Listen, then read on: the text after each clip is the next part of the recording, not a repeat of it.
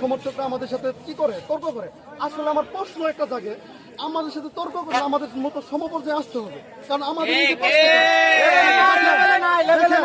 ওরা লেভেলে নাই, ওরা এমনি তর্ক করে। আর এখন আমাদের আজকে র্যালি দেখে অনেক আর্জেন্টিনা সাপোর্টার আমাদের কাছে আসতে চাই। আমি যারা যারা আসতে চাই আমি তাদেরকে স্বাগত জানাই, গেঞ্জি দিব।